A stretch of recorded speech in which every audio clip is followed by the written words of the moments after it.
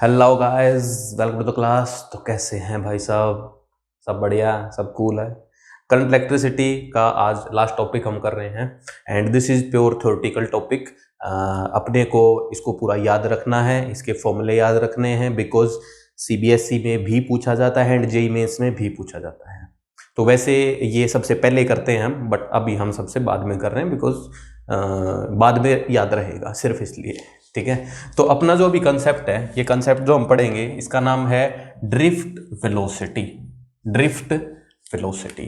तो देखो भाई, कोई अपने पास कंडक्टर है, लेट्स से कोई कंडक्टर है और हमने क्या किया कि कंडक्टर पर अभी कोई भी इलेक्ट्रिक फील्ड अप्लाई नहीं किया।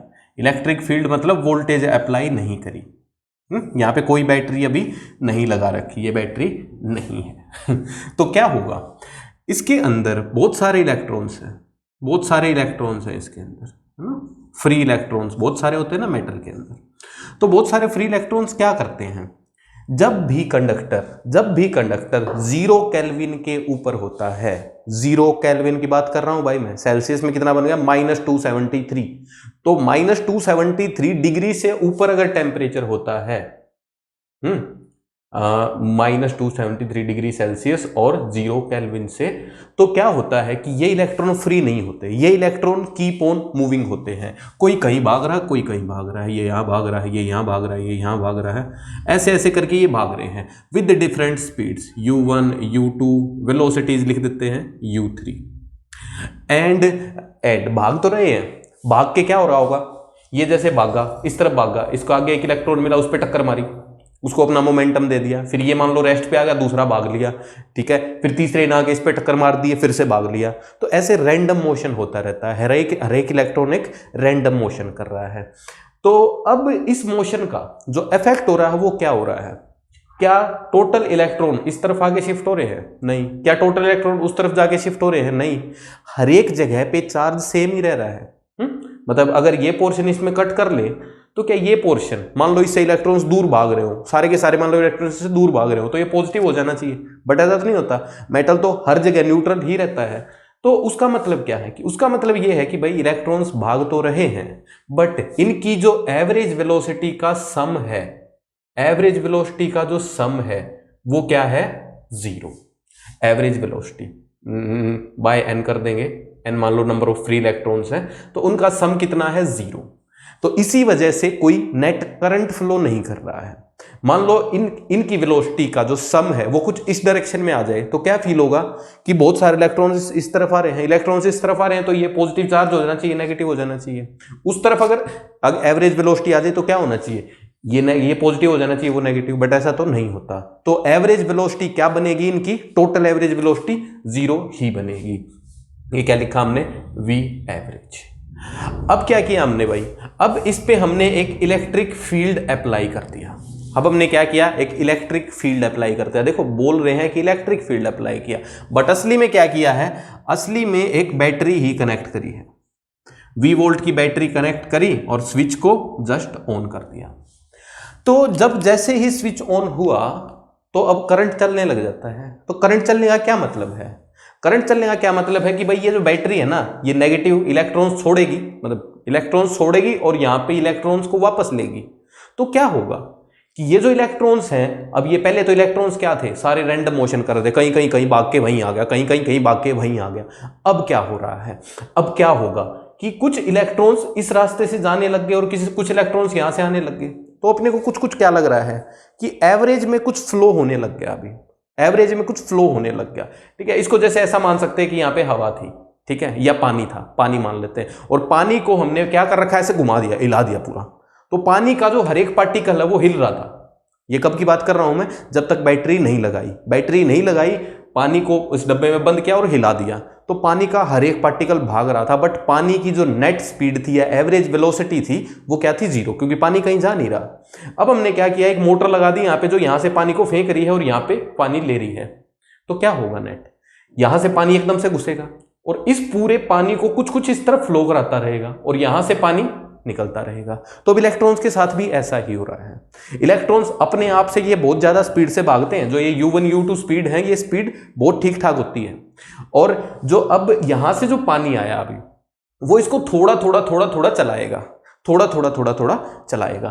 तो अब जब हमने इलेक्ट्रिक फील्ड इस पर लगा दिया तो होगा क्या, देखो कोई एक इलेक्ट्रॉन को पकड़ा हमने, अब इलेक्ट्रिक फील्ड किस तरफ लगा है, मतलब इलेक्ट्रॉन्स पर फोर्स इस तरफ लगा है। देखो इलेक्ट्रिक फील्ड की डायरेक्शन बना देता हूं मैं, इलेक्ट्रिक फील्ड इस तरफ बनेगा, ये पॉजिटिव ये नेगेटिव, और जो फोर्स है इलेक्ट्रॉन्स पे, जो फोर्स है वो उल्टी डायरेक्शन में लगता है। कितना फोर्स लगता है, QE, E इसका चार्ज है, E इलेक्ट्रिक फील्ड है, डिवाइड बस यही फोर्स लिखा हमने, एक्सेलरेशन नहीं लिख रहे थे, तो इतना फोर्स लगता है। तो सभी पे इस तरफ एक फोर्स लगा, बट ये इलेक्ट्रॉन भागेगा कहां, क्या ये डायरेक्ट उस तरफ भागेगा, नहीं। अब देखो जो ये अपने आप से भागते हैं ना, अपने आप से जो भागते हैं, जो u1 u2 है, u1 u2 की लगभग जो रेंज होती है वो 10⁻³ के आसपास होती है, मतलब बहुत हाई स्पीड होती है। और जो हम यहां पे इलेक्ट्रिक फील्ड लगा देते हैं, उसके बाद जब ये चलते हैं ना, तो वो स्पीड बहुत कम होती है। मतलब अभी देखो उसकी बात हम करेंगे, स्पीड वो कौन सी है, वो भी आएगी, वो बहुत कम होती है। तो अब देखो क्या होगा कि इलेक्ट्रॉन ऐसे ऐसे ऐसे ऐसे ऐसे ऐसे भाग के और कुछ देर बाद यहां आ जाएगा, किसी भी डायरेक्शन में भागेगा, टक्कर टुक्कर होगी, यहां टक्कर हुई, फिर यहां टक्कर हुई, यहां हुई, यहां हुई, यहां हुई, और फिर इस पॉइंट पे ये वापस पहुंच गया, क्योंकि इसमें नेट डिस्प्लेसमेंट तो उस तरफ होनी चाहिए ना। अब की बार क्या हुआ, इलेक्ट्रिक फील्ड लगा दिया, after applying electric field, after electric field is applied, तो क्या होगा कि ना नेट जो इसका डिस्प्लेसमेंट है वो कुछ इस तरफ आएगा, कुछ इस तरफ आया इसका नेट डिस्प्लेसमेंट। मान लो ये t टाइम में आया और इस लेंथ को बोल देते हैं लैम्डा, एक बार के लिए लैम्डा ऐसे ही लेंथ बोल दिया मैंने। तो यहां पे क्या लिख सकते हैं हम कि इस टाइम में इसकी जो एवरेज वेलोसिटी है वो क्या बनी, λ/t बनी, total displacement by total time. But अगर हमने इलेक्ट्रिक फील्ड नहीं लगाया था बिफोर अप्लाइंग इलेक्ट्रिक फील्ड, तब क्या हो रहा था, तब एक इलेक्ट्रॉन चल तो रहा था, ऐसे गया, फिर ऐसे गया, ऐसे गया, ऐसे गया, ऐसे, फिर इसी पॉइंट पे वापस आ गया था, इसी पॉइंट पे वापस आ गया। मतलब एवरेज की बात कर रहे हैं हम ऐसा नहीं करें कि हर एक इलेक्ट्रॉन अपनी जगह पे ही वापस आएगा।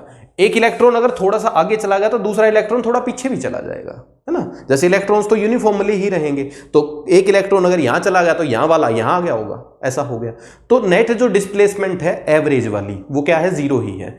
और जब हमने इलेक्ट्रिक फील्ड लगा दिया तो अब नेट डिस्प्लेसमेंट कुछ आने लग गई। तो अब देखो क्या होगा, जब हम इस पर इलेक्ट्रिक फील्ड या बैटरी लगाते हैं तो इलेक्ट्रॉन्स भागते तो ऐसे ऐसे ही हैं, बट नेट वो इस तरफ चल रहे होते हैं, धीरे धीरे धीरे धीरे धीरे इस तरफ चल रहे हैं। हाँ, ये कौन सा केस मान लो, जैसे इस पानी की बोतल को, जैसे ये बोतल थी, इसको बहुत देर से घुमा दो, हिलाते रहो इसको, और यहां से पानी आने भी दो, तो पानी आएगा। तो यहां पे पानी ऐसे घूम रहा है, विर्ड कर रहा है, ठीक है, बट कुछ कुछ आगे भी चल रहा है, कुछ कुछ आगे भी चल रहा है। तो और वो जो स्पीड होगी आगे चलने की, वो बहुत धीरे धीरे होगी। जो अपने आप से हिल रहा है, अपने आप से हम इसको हिला रहे हैं, वो स्पीड कुछ ज्यादा होगी। तो अब अपने को ड्रिफ्ट वेलोसिटी या ड्रिफ्ट स्पीड निकालनी है। तो ड्रिफ्ट स्पीड क्या है, ड्रिफ्ट स्पीड है भाई एवरेज स्पीड।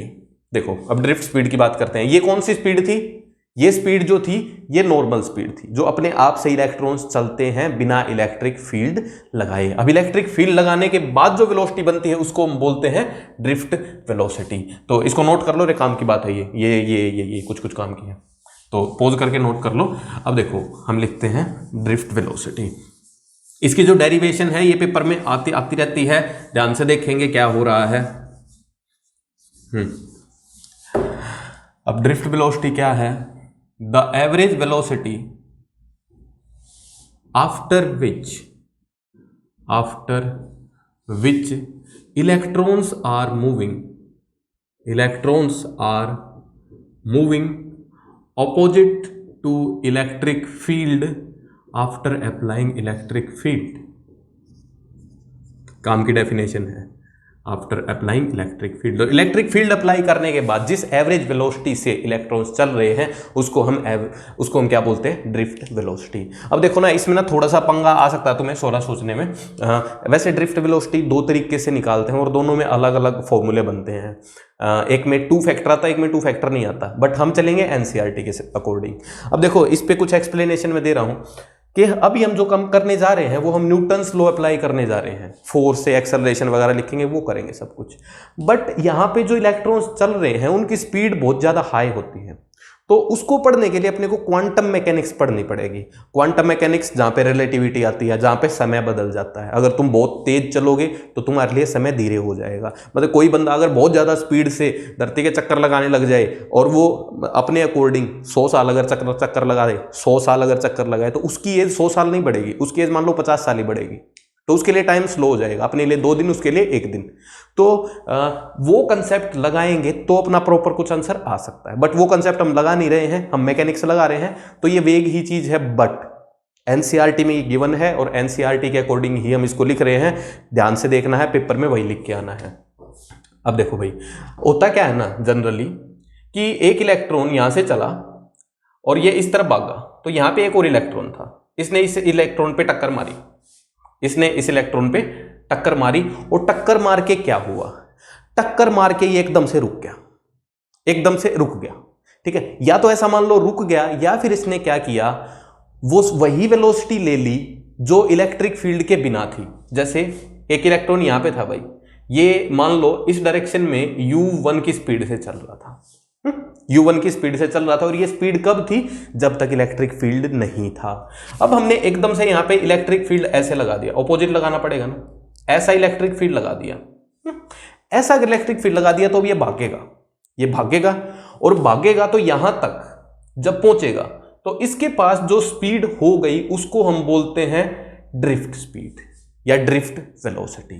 जो एक टक्कर के जस्ट पहले हुई जो स्पीड, उसको हम बोलते हैं ड्रिफ्ट वेलोसिटी। और टक्कर के बाद क्या होगा, टक्कर के बाद आफ्टर कोलिजन अपने को ऐसा अज्यूम करना है कि ये क्या करता है ना, कि टक्कर के बाद अपनी वेलोसिटी तो इसको दे देता है, और खुद क्या करेगा, एक इलेक्ट्रॉन यहां से चला, यहां पे आया, और दूसरे इलेक्ट्रॉन से यहां पे टकराया। तो जैसे ही टक्कर हुई, टक्कर के जस्ट बाद ये क्या करेगा, पुरानी वेलोसिटी ही ले लेगा, अपनी u1 ही ले लेगा। ये क्या है, बिफोर कोलिजन, बिफोर कोलिजन। और ये क्या, आफ्टर कोलिजन। मतलब वो सेम वेलोसिटी नहीं लेगा, बट अब देखो सारे इलेक्ट्रॉन्स भाग रहे हैं, सारे इलेक्ट्रॉन्स भाग रहे हैं, कोई भाग के किसी को टक्कर मार रहा है, कोई भाग के किसी को टक्कर मार रहा है।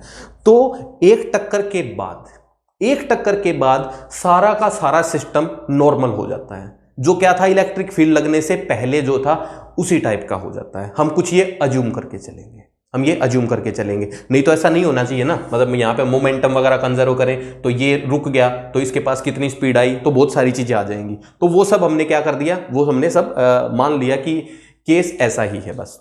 ठीक है, तो ये सोच के चलना है बस अपने को। तो अब यहां पे क्या होता है, यहां पे जो एक टक्कर है उसके बीच का जो टाइम है उसको हम बोलते हैं टाउ मतलब रिलैक्सेशन टाइम। इसको ऐसे ही याद रखना है, नाम क्या है, रिलैक्सेशन टाइम।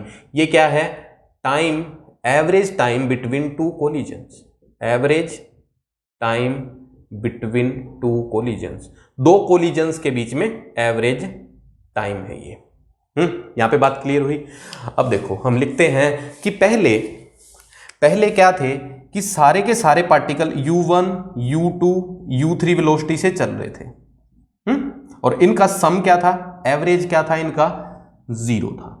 ये कौन सी स्पीड है, जब इलेक्ट्रिक फील्ड अप्लाई नहीं किया था। जैसे ही हमने इलेक्ट्रिक फील्ड अप्लाई किया तो सबके पास एक एक्सेलरेशन आ गया। एक्सेलरेशन कितना होगा, force by mass. What is force, E by mass. अब देखो एक्सेलरेशन सबका सेम बन गया, और एक्सेलरेशन की डायरेक्शन जो है वो इलेक्ट्रिक फील्ड के ऑपोजिट होनी है, क्योंकि हम किस पे लिख रहे हैं, ये इलेक्ट्रॉन्स पे लिख रहे हैं। और हर एक जो एटम है, हर एक जो इलेक्ट्रॉन है वो T1, T2, T3 अलग अलग टाइम पे टक्कर लगेगी ना।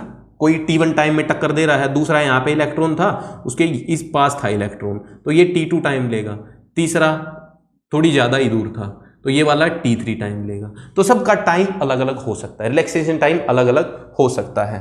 तो T1, T2 and T3 be relaxation time for all, relaxation time for each electron.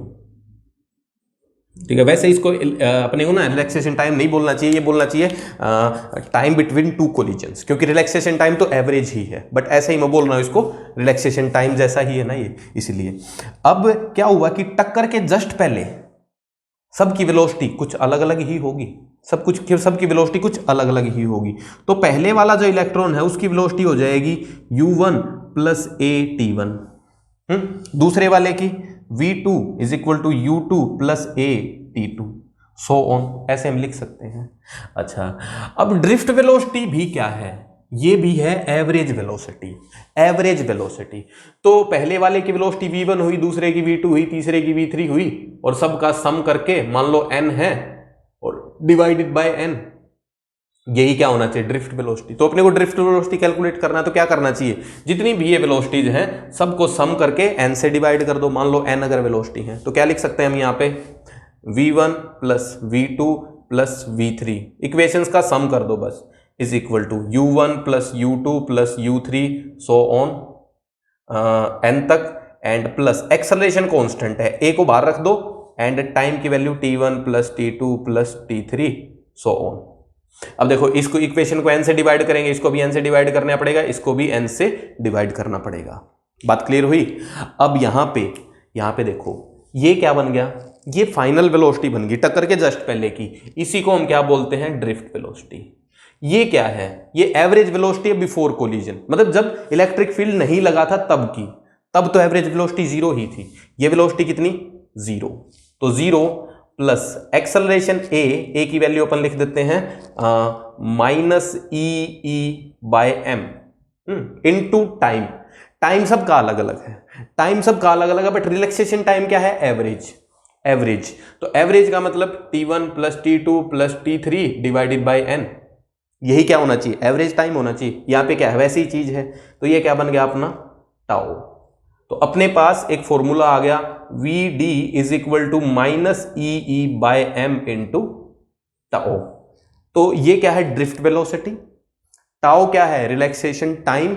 E charge on electron, E electric field, M mass of electron. तो ड्रिफ्ट वेलोसिटी का अपने पास फॉर्मूला आ गया। अब देखो मैं थोड़ा सा ये भी बता देता हूं कि दूसरा फॉर्मूला है उसमें नीचे 2 लिखा होता है, बस 2 लिखा होता है। तो देखो 2 क्यों लिखा होता है, उसके लिए मैं बात बताता हूं, बड़ी सिंपल बात है। वो क्या करते हैं कि यहां की वेलोसिटी मत निकालो, एवरेज वेलोसिटी निकालो, मतलब लगभग यहां की वेलोसिटी निकालनी पड़ती है उसमें अपने को। तो हम उसमें कुछ करते हैं एक्सेलरेशन से, इनिशियल वेलोसिटी जीरो ज्यूम करके हम एक्सेलरेशन को ऐसे लिख देते हैं, जो डिस्प्लेसमेंट है, जो ये वाली डिस्प्लेसमेंट है, लैम्डा नाम दे देंगे इसको। तो लैम्डा जो बन जाता है वो हाफ a_t² बन जाता है। एंड जो ड्रिफ्ट वेलोसिटी है उसको हम बोलते हैं vd/t। तो लैम्डा/t, तो हाफ a_t²/t। तो एक t से t कट गया तो at/2 आ जाता है। और यहां पे क्या आ रहा है एग्जैक्टली? a×t आ रहा है। यहां पे at/2 आ जाता है और वहां पे a×t आ रहा है। अब मेरे को नहीं पता कौन सही है, दोनों ही इक्वली रोंग हैं। बात यह है कि दोनों गलत हैं, बट अपने को चलना है एनसीईआरटी से, तो एनसीईआरटी में जो दे रखा है वो हमने लिख दिया, तो इसमें टेंशन नहीं लेनी। ठीक है, सो इसको नोट करो। इसमें मेन फॉर्मूला आपने को याद रखना है और इसकी डेरिवेशन भी याद रखनी है। तो अगला काम करते हैं, नोट करो जस्ट।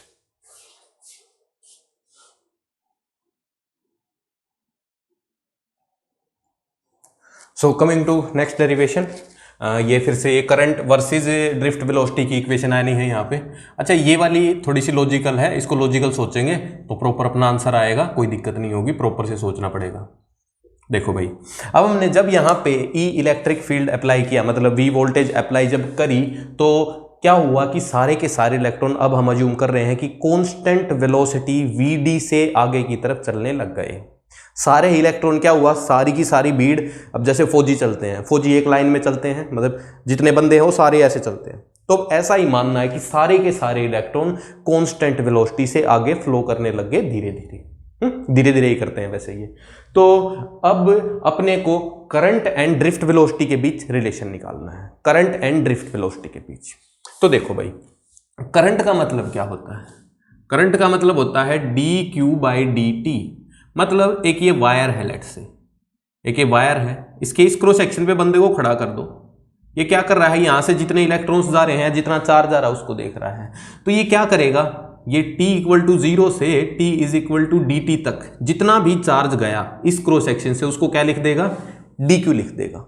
देखता रहेगा कितना चार्ज निकला, टाइम देख रहा है, चार्ज देख रहा है साथ साथ। फिर क्या बोलेगा, ये करंट कितना है, कि dq चार्ज इस क्रॉस सेक्शन से गया एंड dt टाइम में गया। बात क्लियर है। तो अब अपने को सेम ही करंट लिखना है। तो देखो भाई, हम क्या करते हैं ना, यहाँ पे क्रॉस सेक्शन अज्यूम कर लेते हैं। यहाँ पे क्रॉस सेक्शन अज्यूम कर लिया, यहाँ पे एक बंदा खड़ा कर दिया। अच्छा, क्रॉस सेक्शन एरिया इसका a है एंड लेंथ इसकी l है, length l, cross section area a। अब यहाँ पे ये vd की स्पीड से चल रहे हैं, vd की स्पीड से ये चल रहे हैं। तो जो यहाँ इलेक्ट्रॉन्स हैं, यहाँ जो इलेक्ट्रॉन्स हैं, ये क्या करेगा ना, t इक्वल टू 0 से t is equal to dt तक एनालाइज करेगा। dt या डेल्टा t बोल सकते हैं। तो क्या होगा कि इस क्रॉस सेक्शन पे जो इलेक्ट्रॉन्स थे वो क्या करेंगे, कुछ आगे डिस्प्लेस हो जाएंगे। कितने डिस्प्लेस हो जाएंगे, वो कितने डिस्प्लेस हो जाएंगे भाई, टाइम कितना है dt, t से dt तक इसने देखा, 0 से dt देखा, तो यहां पे डिस्प्लेसमेंट कितना बनेगा, vd इंटू dt, vd नीचे एंड dt ऊपर। तो ये क्या हुआ, डिस्प्लेसमेंट। चलो यहां पे अलग से लिख देता हूं, vd इंटू dt।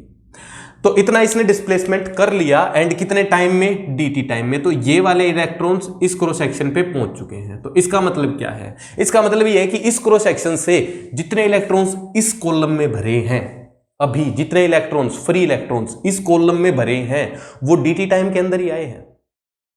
वो dt टाइम के अंदर ही आए हैं, जितने भी इलेक्ट्रॉन्स यहाँ पे भर गए।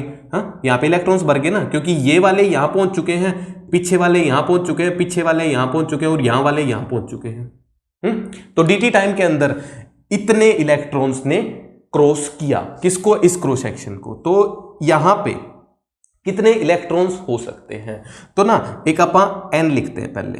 n क्या है, n is number of free electrons, number of free electrons per unit volume.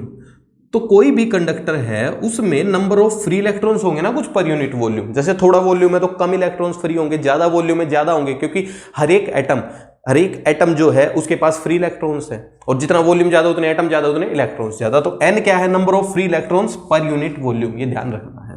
तो अब क्या है कि इस वॉल्यूम में जितने भी इलेक्ट्रॉन्स आए वो dt टाइम में आए हैं। तो in dt time number of electrons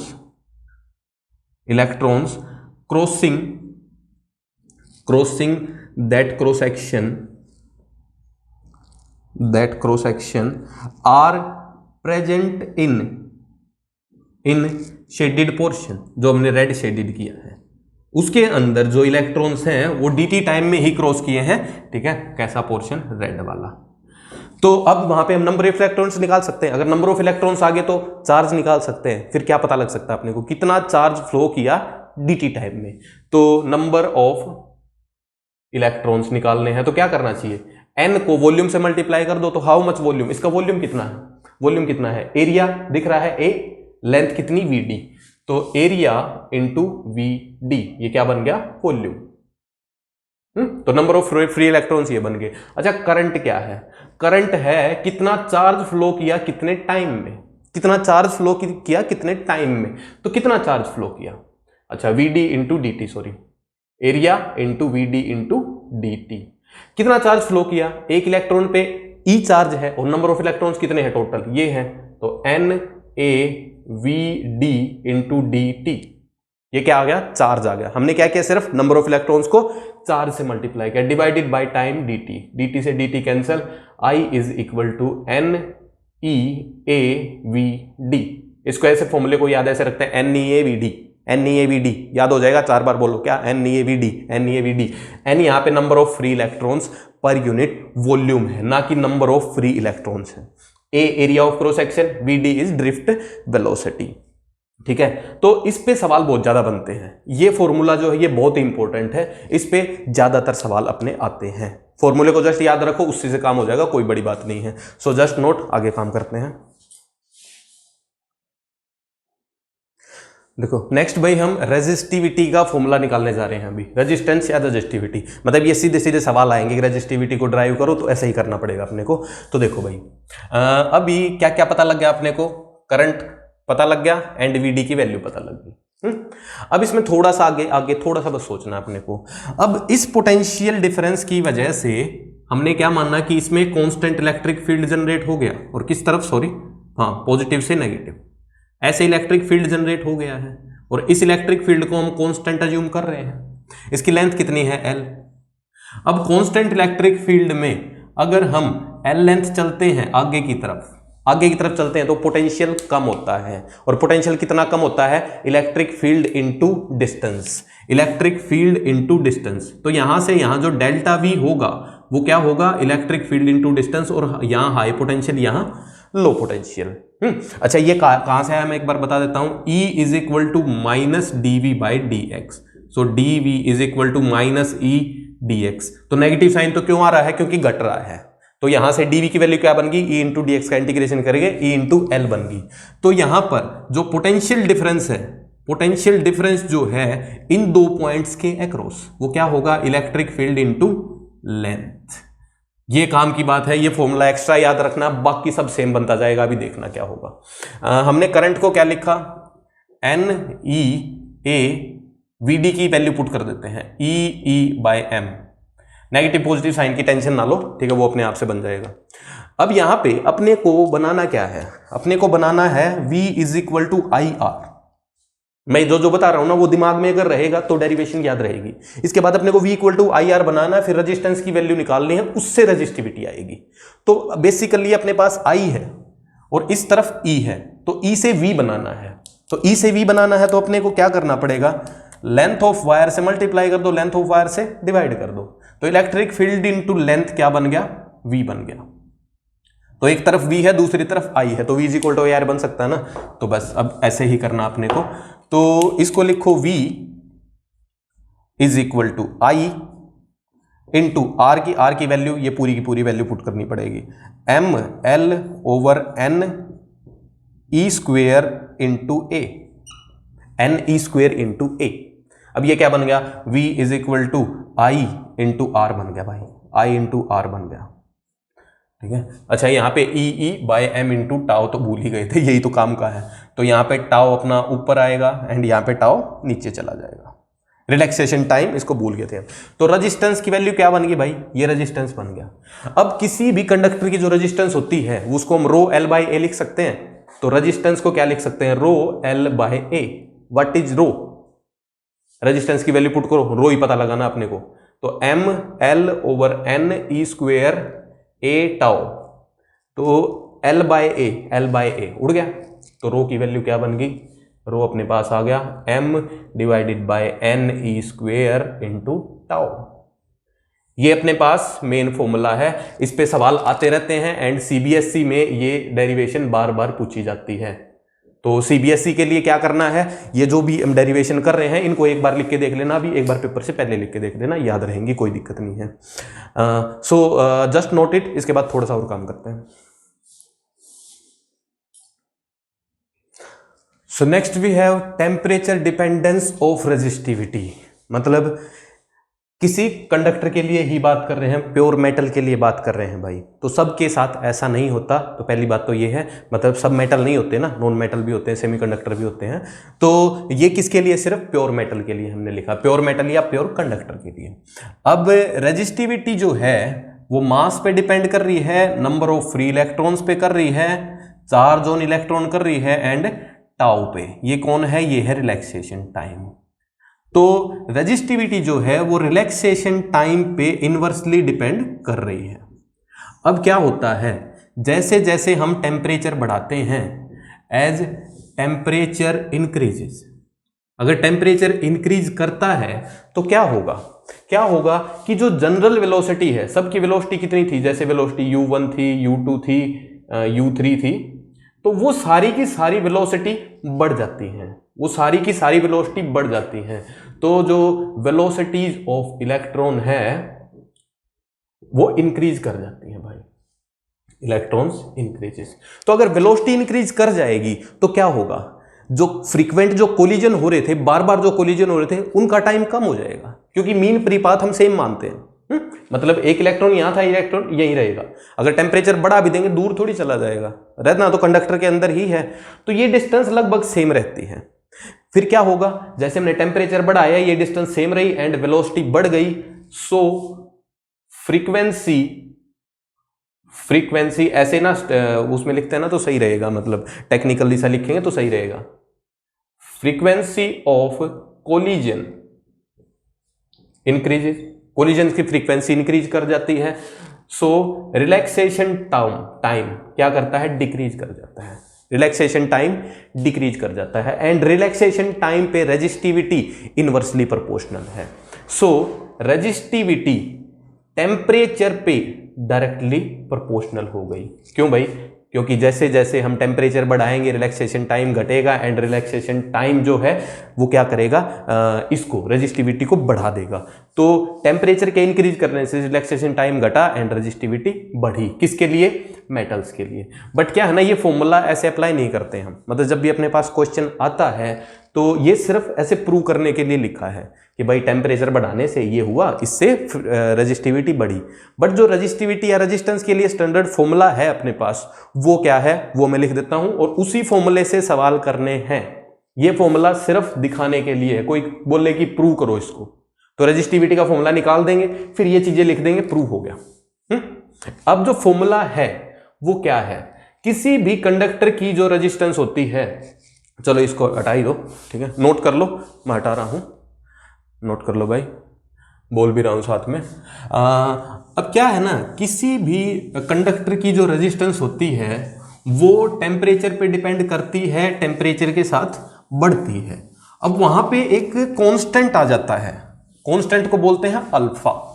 alpha तो उस अल्फा के साथ फॉर्मूला बनेगा अपना, बहुत ही सिंपल फॉर्मूला है। ये फॉर्मूला हम पहले भी कुछ कुछ पढ़ चुके हैं। जैसे हमने लेंथ इंक्रीमेंट का पढ़ा था, L equal to L naught 1 plus alpha delta T, मतलब एक कंडक्टर की लेंथ L है T टेम्परेचर पे, तो डेल्टा टी अगर टेम्परेचर बढ़ा दिया हमने, T प्लस डेल्टा टी कर दिया, तो लेंथ हो जाएगी L प्लस डेल्टा L, ठीक है, L प्लस डेल्टा L मतलब फाइनल L। तो फाइनल L क्या बन जाती है, शुरू में L नोट थी तो L note plus delta L note, ठीक है, तो ये यही क्या बनता है, L note into 1 plus alpha delta T. But यहां पे ना है ऐसा ही फॉर्मूला, बट बिल्कुल ऐसा नहीं है। यहां ऐसा ही फॉर्मूला है पर बिल्कुल ऐसा नहीं है। यहां पे देखना भाई क्या है, कोई कंडक्टर है अपने पास, कोई कंडक्टर है, उसकी जो रेजिस्टेंस है वो अपने को पहले 0 डिग्री सेल्सियस पर दी होनी चाहिए। किसी इसमें तो क्या था, इसमें मान लो ये टेम्परेचर 30 डिग्री था, तो 30 से 30 प्लस 10 कर दिया हमने, 40 कर दिया, तो यहां पे डेल्टा टी की जगह 10 लिखना पड़ेगा बस, तो फॉर्मूला बन जाएगा। बट इसमें ऐसा नहीं है। इसमें हम कब निकाल सकते हैं, किस टाइम, मतलब कब निकाल सकते हैं रेजिस्टेंस, जब 0 डिग्री सेल्सियस, केल्विन की बात नहीं कर रहा हूं अभी, जब 0 डिग्री सेल्सियस पे रेजिस्टेंस दी हो, तो resistance at 0 degree Celsius let से है आर नोट, आर नोट। तो अब ये कहां है, 0 डिग्री सेल्सियस पे ही है। अब इसको हमने, चलो लेंथ इंक्रीमेंट नहीं बोलेंगे, अब सिर्फ रेजिस्टेंस इंक्रीमेंट की बात करेंगे। तो ऐसा नहीं है कि लेंथ इंक्रीज करती है इसलिए रेजिस्टेंस इंक्रीज करती है, ऐसा नहीं है बिल्कुल भी, क्योंकि लेंथ माइन्यूट सी इंक्रीज करती है बट रेजिस्टेंस कुछ ज्यादा ही इंक्रीज कर जाती है। तो लेंथ के प्रोपोर्शनल ऐसा नहीं है, कुछ ये मत सोचना, क्योंकि उसमें तो एरिया भी तो बढ़ेगा, अगर इसको गर्म करोगे तो एरिया भी तो बढ़ेगा, ओवरऑल वॉल्यूम बढ़ेगा इसका। तो अब जो रेजिस्टेंस बनेगी, रेजिस्टेंस ये क्या है, temperature T degree Celsius, T degree पे, तो resistance at T degree Celsius must be equal to resistance at 0 degree Celsius into 1 plus alpha T. अब T ही लिखेंगे क्योंकि डेल्टा T नहीं लिखेंगे, T ही लिखेंगे, डेल्टा T नहीं लिखेंगे, क्योंकि डेल्टा T तो T1 T2 का डिफरेंस होता है ना, तो 0 से T है, और टेम्परेचर यहाँ पे हम किस में डाल सकते हैं, temperature in degree Celsius, degree Celsius में ही टेम्परेचर डालना है। और कब इसको कैलकुलेट कर सकते हैं, जब 0 डिग्री सेल्सियस पर टेम्परेचर दे रखा हो, सॉरी रेजिस्टेंस दे रखी हो। अल्फा क्या है, अल्फा है thermal coefficient of resistance, of resistance, thermal coefficient of resistance, ये क्या है, अल्फा। तो फॉर्मूला याद रखोगे। इस पे सवाल आते रहते हैं, ये जेईई मेंस के लिए इंपॉर्टेंट है, ये जेईई के लिए अपना इंपॉर्टेंट है, ठीक है। अब देखो इसमें सवाल कैसे बन जाता है, सवाल ऐसे दे देगा वो, resistance at 20 degree Celsius let's say 2 ओम है, find resistance at 40 degree Celsius if alpha is, ठीक है, अल्फा अपना होगा 10⁻⁻², ठीक है। देखो इसकी ना डायमेंशन भी निकाल सकते हैं ना आप, अल्फा इंटू टी, ठीक है, R naught into alpha into T, देखो R naught alpha T is equal to resistance है, तो रेजिस्टेंस से रेजिस्टेंस कट गया, तो अल्फा क्या आ गया, अल्फा क्या आ गया अपने पास 1/t, 1/t, तो 10⁻⁻ दिस पर डिग्री सेल्सियस, ये अपने को अल्फा दे रखा है। तो अब अपने को आंसर निकालना है इसका। तो क्या करेंगे यहां पे ना जो स्टैंडर्ड गलती होती है वो यही होती है, R40 is equal to R20 into 1 plus alpha 40 minus 20, यही गलत हो गया, ये करते ही गलत हो जाएगा, इसमें 0 डिग्री सेल्सियस लेके आना ही पड़ेगा। तो रेजिस्टेंस मान लेते हैं R नोट क्या है, रेजिस्टेंस एट 0 डिग्री सेल्सियस, ऐसा हम अज्यूम कर लेते हैं। तो अब इक्वेशन क्या बनानी पड़ेगी, पहले R20 is equal to R01 plus alpha into 20 and R40 is equal to R naught into 1 plus alpha into 40, ऐसे लिखेंगे सही जाएगा। अब R नोट से R नोट कट गया, डिवाइड कर दो, तो R20 by R40 is equal to 1 plus alpha into 20, alpha is 10⁻⁻² into 20 and नीचे 1 प्लस अल्फा इज 10⁻⁻² इंटू 40। बस अब इसको सोल्व कर दोगे, ठीक है, अपने आप से सोल्व कर दो, कोई बात नहीं है, रेजिस्टेंस एट 40 अपना आ जाएगा। तो एक ही सवाल करा रहा हूं, बाकी अगर सवाल आते हैं तो ऐसे ही अपने को करने हैं, बस इस बात का ध्यान रखना है, ठीक है। So just note, I think ये क्लियर ही है, आगे देखते हैं।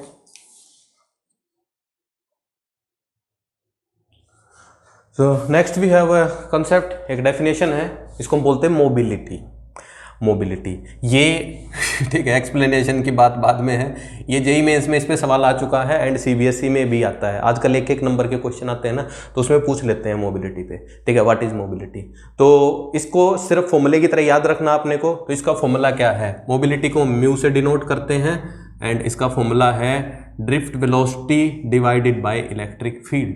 लिखना हो तो क्या लिखेंगे, drift velocity per unit electric field. बस देखो जैसे जैसे इलेक्ट्रिक फील्ड बढ़ रहा है वैसे वैसे ड्रिफ्ट वेलोसिटी बढ़ रही है, तो उन्हीं का प्रोपोर्शनलिटी को क्या बोल रहे हैं हम, मोबिलिटी बोल रहे हैं। अब कुछ नहीं, वी डी की वैल्यू पुट कर दो, तो E by M into tau था डिवाइडेड बाय ई आ गया, तो ई से ई कट गया, answer is E tau by M. तो mobility is directly proportional to time, relaxation time, तो mu is directly proportional to relaxation time. तो just mobility के बारे में अपने को पता होना चाहिए, बात सिंपल है।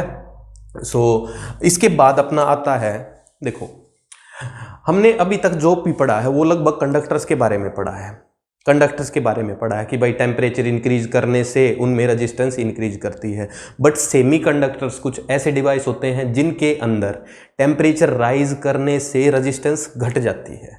तो सेमी कंडक्टर्स अपने पास ऐसे डिवाइसेस हैं जिनमें रेजिस्टेंस घटती है टेम्परेचर के बढ़ाने से, तो ये काम की बात है। पहली बात तो in semi conductors resistance decreases with increase in temperature, इस बात को याद रखेंगे। सेमीकंडक्टर्स के एग्जांपल अपने होते हैं सिलिकॉन, जर्मेनियम, जनरली यही दो यूज करते हैं। आगे सेमीकंडक्टर एक पूरा बड़ा चैप्टर आएगा तो उसमें हम इनको अच्छे से देखेंगे, सिंपल है। तो इसको नोट करो, छोटी सी चीज और बची बस।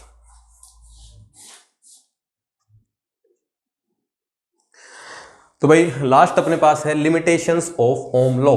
तो ओम लॉ की लिमिटेशंस होती हैं, ओम्स लॉ हर जगह वैलिड नहीं है। सबसे पहले तो हमने ओम लॉ बनाया कंडक्टर्स के लिए, तो कंडक्टर्स के लिए भी ये पूरा वैलिड नहीं है।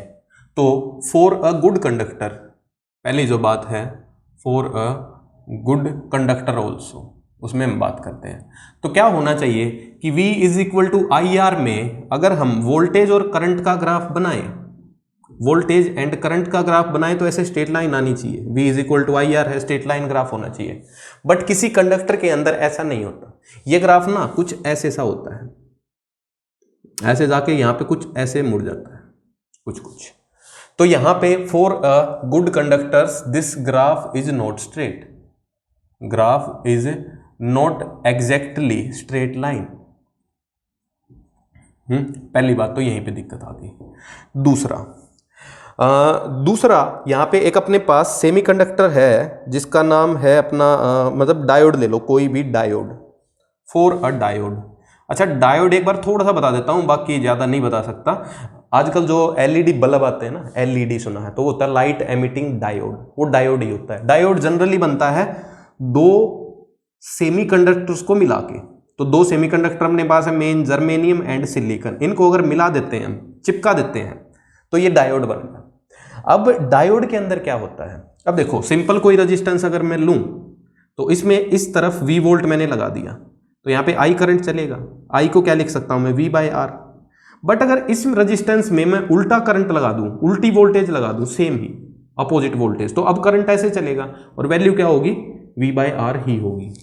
बट कई डायोड ऐसे होते हैं, मतलब बहुत सारे डायोड ऐसे होते हैं जिनमें ये प्रॉपर्टी सही नहीं होती। मतलब कि इस तरफ करंट जाना तो आसान है, देखो इसमें तो क्या है कि करंट यहां से जाए चाहे यहां से जाए, इक्वल ही रेजिस्टेंस फील हो रही है, इक्वल ही रेजिस्टेंस फील हो रही है। बट डायोड के अंदर ऐसा नहीं होता। तो डायोड के अंदर कुछ अलग ग्राफ बनता है अपना। देखो इसके अंदर अगर मैं ग्राफ बनाऊं V is equal to I R का, तो यहाँ पे V लिखता हूं, यहाँ पे I लिखता हूं, तो ऐसे ग्राफ जाएगा और नीचे ऐसे चला जाएगा। इसको मैं माइनस V बोल रहा हूं तो माइनस ही करंट बोल रहा हूं, इसको अगर पॉजिटिव वोल्टेज बोल रहे हैं, इसको नेगेटिव वोल्टेज बोल रहे हैं। तो ग्राफ ऐसे होना चाहिए, जैसा इस तरफ वैसा ही इस तरफ होना चाहिए। बट किसी डायोड के अंदर जो अपना ग्राफ होता है वो कुछ ऐसा होता है, पहले ऐसे उठता है, हाँ ऐसे ऊपर जाता है, बस यहाँ पे चल रहा है वोल्टेज, सॉरी यहाँ पे करंट चल रहा है, यहाँ वोल्टेज चल रही है, और पीछे की तरफ कुछ ऐसा, हाँ ठीक है, मतलब कुछ ऐसा पीछे की तरफ कुछ ऐसा होता है। मतलब क्या है इसका, जब वोल्टेज पॉजिटिव है तो हमने ऐसी बैटरी लगा रखी है, और जब वोल्टेज नेगेटिव है, यहां पे देखना वोल्टेज एक्स एक्सिस पे, तो मतलब ऑपोजिट बैटरी लगा दी। तो जब हम ऑपोजिट बैटरी लगा देते हैं तो करंट बिल्कुल सेम नहीं होता, ऑपोजिट में, मतलब इसको हम बोलते हैं रिवर्स बायस, इसको रिवर्स बायस भी बोलते हैं, आगे आएगा, वो बहुत ज्यादा पढ़ने की जरूरत नहीं है, अभी अपने को बस ग्राफ याद रखना है। ये ग्राफ किसका है, करंट वर्सेस वोल्टेज का ग्राफ है, किसके लिए, फॉर ए डायोड। तो इसमें क्या है कि forward current and reverse current same नहीं होता, तो ये दूसरी लिमिटेशन होगी। इसमें तो जनरल रेजिस्टेंस में तो ये होना चाहिए, बट डायोड में ऐसा नहीं होता। ठीक है, तो मतलब समझ आ जाएगा तुम्हें। ठीक है, एक्स्ट्रा क्या लिख दो, in diode forward bias current is different than reverse bias. ये नाम आगे आएंगे, तो अभी थोड़ा सा मतलब समझ लो बस। फॉरवर्ड बायस मतलब बैटरी ऐसे, रिवर्स बायस मतलब उसका उल्टा। बस फॉरवर्ड क्यों है फॉरवर्ड पता नहीं, रिवर्स क्यों है रिवर्स क्योंकि फॉरवर्ड का उल्टा है, बस इतना ही पता होना चाहिए अभी। ठीक है, in diode forward bias current is different than reverse bias current for same value of voltage. तो अगर सेम वैल्यू भी लगाते हैं हम वोल्टेज की, और वोल्टेज को उल्टा कर देते हैं, बैटरी को उल्टा कर देते हैं, तो मैग्नीट्यूड करंट का सेम नहीं आएगा, रेजिस्टेंस में सेम आता था। तो ये दूसरी लिमिटेशन है।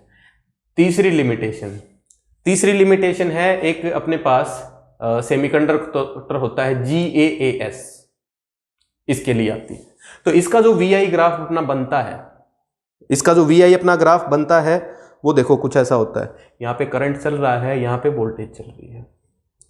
तो अब पहले ऐसे जाता है स्ट्रेट सा लगभग, फिर ऐसे घूमता है, एंड फिर ऐसे नीचे आता है और ऐसे। तो मतलब पहले वोल्टेज के साथ साथ करंट बढ़ रहा है, फिर क्या हुआ, पहले तो स्ट्रेट लाइन में बढ़ रहा है, फिर थोड़ा घूमने लग गया, यहां तक बढ़ा, और उसके बाद जब हमने वोल्टेज को बढ़ाई तो करंट कम हो गया उल्टा। नहीं तो वोल्टेज अगर बढ़ रही है तो करंट बढ़ता ही रहना चाहिए, पहली बात तो ये। अब फिर कम होने लग गया, एंड फिर वापस जाके ऊपर सा चला गया। तो इसमें ये क्या बोलते हैं, इसमें क्या लिमिटेशन है, V is equal to I R है, तो for 1 volt, for 1 voltage current should be same, है ना, current should be same ohm law के अकॉर्डिंग। बट यहां पे क्या हुआ, यहां पे देखो, यहां पे ये वोल्टेज की वैल्यू है और हाँ ठीक है, तो देखो ऐसे लाइन मार दो, देखो ऐसे लाइन मार दो, तो यहां पे क्या दिख गया अपने को कि दो वोल्टेज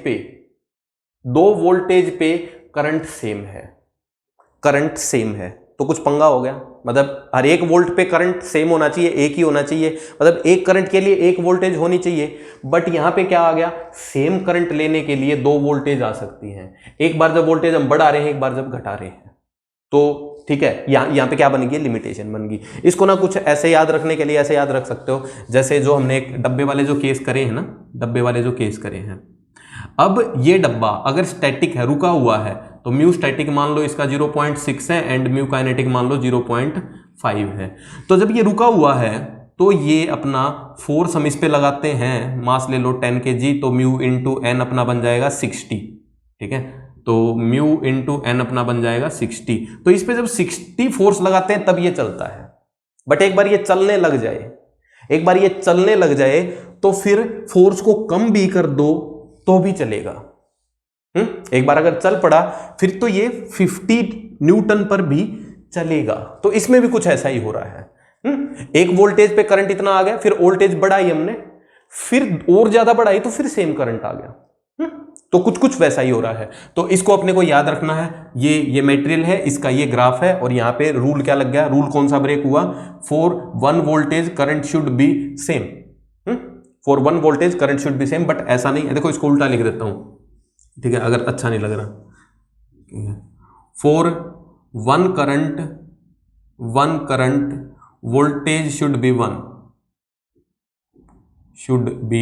1, मतलब एक I के लिए एक V1 होना चाहिए, I1 के लिए, I2 के लिए V2 होना चाहिए। अब यहां क्या हुआ, I के लिए V1 भी है और I के लिए V2 भी है, तो फंक्शन जैसा कुछ फॉल्ट आ गया यहाँ पे, ठीक है। तो ये अपनी लिमिटेशंस थी। अब इस पे और क्या बचा, हाँ, इस चैप्टर की थ्योरी अपनी खत्म हो गई है। अच्छा, एक चीज बच गई है शायद, मैंने ना करंट डेंसिटी नहीं बोला तुम्हें, तो करंट डेंसिटी क्या होता है उसको मैं लिख देता हूँ, वो बहुत सिंपल सी चीज है, इसको नोट कर लो, ये सीबीएसई के लिए बहुत इंपॉर्टेंट है। हाँ, जेईई मेंस में भी पूछ सकते हैं, क्योंकि लिमिटेशन तो पूछ सकते हैं। अच्छा, सीबीएसई में ये दोनों ग्राफ बहुत बार पूछे गए हैं, ये दोनों ग्राफ बहुत बार पूछे गए हैं, आगे भी पढ़ेंगे हम सेमीकंडक्टर में भी, बट अभी ये याद करने जरूरी है क्योंकि इस चैप्टर के हैं ना, तो इस चैप्टर से याद रहने चाहिए अपने को। तो अब देखो, करंट डेंसिटी बचा बस अपने पास। तो करंट डेंसिटी क्या है, करंट डेंसिटी है simple current per unit area. जैसे एक कंडक्टर है, करंट डेंसिटी, तो एक कंडक्टर है लेट्स से अपने पास, अब उसमें कुछ आई करंट फ्लो कर रहा है और ये इसके क्रॉस सेक्शन एरिया ए को क्रॉस करता हुआ जा रहा है, मतलब करंट ऐसे जा रहा है और करंट के परपेंडिकुलर एरिया ए है। तो करंट डेंसिटी इसको हम J से डिनोट करते हैं, तो J is simple current per unit area, simple और कुछ नहीं, करंट पर यूनिट एरिया। अब इसमें ना कंफ्यूजन क्या कर देते हैं, एक ऐसा कंडक्टर दे दिया अपने को, यहां पर करंट डेंसिटी J1 है और यहां पे करंट डेंसिटी J2 है, तो J1 और J2 को कंपेयर करो। अब सेम क्या होना चाहिए, करंट डेंसिटी सेम होनी चाहिए, करंट सेम होना चाहिए। यहां पे अगर इसको ऐसा मान लो कि रेजिस्टेंस है ये, और रेजिस्टेंस को दो पार्ट्स में तोड़ दो, एक इतना सा रेजिस्टेंस है, कितना सा, अब ये दोनों रेजिस्टेंस सीरीज में जुड़े हैं, मतलब 3 पार्ट्स में तोड़ दो, 1 2 3, 3 रेजिस्टेंस सीरीज में जुड़े हैं, 3 रेजिस्टेंस सीरीज में जुड़े हैं, तो करंट सेम होना चाहिए। तो करंट सेम होता है, करंट डेंसिटी सेम नहीं होती। तो मतलब क्या है कि I1 is equal to J1 into A1 and I2 is equal to J2 into A2, मतलब I क्या होगा, I J इंटू A हो जाएगा ना, करंट डेंसिटी इंटू एरिया। तो यहाँ पे अपने को J1 J2 को कंपेयर करना है, तो जो करंट ठीक है, I तो I है ना, जस्ट इनको डिवाइड कर दो, इनको डिवाइड कर देंगे तो क्या आ जाएगा, J1 A1 is equal to J2 A2, ठीक है। तो current into area, current density into area, current density into area same है। तो जहां पे एरिया ज्यादा है वहां करंट डेंसिटी कम, एंड जहां पे एरिया कम है वहां करंट डेंसिटी ज्यादा। मतलब इसको देखो और अच्छे से लिखना है तो ऐसे लिख सकते हैं, 1 is equal to J2A2 bye A1, तो J is inversely proportional to area. Simple. तो कौन ज्यादा होगा? J2 करंट डेंसिटी ज्यादा होगी। वैसे भी सोच सकते हैं, यहाँ पे इलेक्ट्रॉन्स मान लो दूर दूर हैं, आराम से चल रहे हैं, ऐसे ऐसे ऐसे ऐसे, है ना, और यहाँ पे ये सारे के सारे एक साथ आ गए, क्योंकि सारे एक साथ चल रहे हैं ना, तो यहाँ पे तो दूर दूर हैं और यहाँ पे एक साथ आ गए, तो करंट तो सेम ही है, एरिया कम हो गया। तो ये करंट डेंसिटी पे सवाल बन गया अपना। अच्छा, एक ड्रिफ्ट वेलोसिटी पे भी इसी टाइप का सवाल बन जाता है, उसको भी थोड़ा सा देख लेते हैं। ड्रिफ्ट वेलोसिटी मतलब ये लिखा हमने J inversely proportional to A। अब सेम ही सवाल है, ठीक है, ऐसा एक कंडक्टर है, यहाँ पे एरिया A1, यहाँ पे एरिया A2, तो ड्रिफ्ट वेलोसिटी यहाँ पे VD2 एंड यहाँ VD1, तो कौन सी ड्रिफ्ट वेलोसिटी कम होगी, कौन सी ज्यादा होगी या इक्वल होंगी, ये अपने को बताना है। फिर से सेम क्या है, करंट, एंड करंट का फॉर्मूला NeAVD।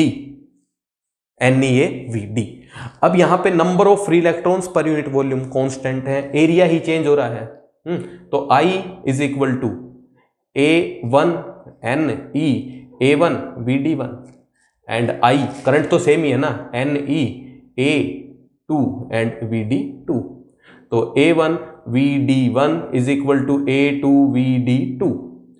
ऐसा ऐसा हम पहले भी कंटिन्यूटी इक्वेशन में भी देख चुके हैं, area into velocity, A1 V1 equal to A2 V2। तो जहां एरिया ज्यादा है वहां वेलोसिटी कम होगी, एंड जहां वो एरिया कम है वहां वेलोसिटी ज्यादा होगी। तो VD1 पतला एरिया है तो उसकी ड्रिफ्ट वेलोसिटी ज्यादा होगी VD2 से। बात सिंपल है, तो इसको नोट करो भाई। एंड अब क्या है कि पहले क्वेश्चन सारे कर लेना। एक्सरसाइज 1 में पहले 10 एक क्वेश्चन है, 10-12, एक्सरसाइज 2 में भी होंगे, तो इसके बाद वो सारे क्वेश्चन कर लेना एंड इनको डेरिवेशंस को एक बार लिख के देख लो। बाकी करंट इलेक्ट्रिसिटी अपना खत्म हो गया है एंड नेक्स्ट चैप्टर हम शुरू करेंगे एंड इसको हम डिस्कस करते रहेंगे। चलो ठीक है, thank you, bye bye, enjoy.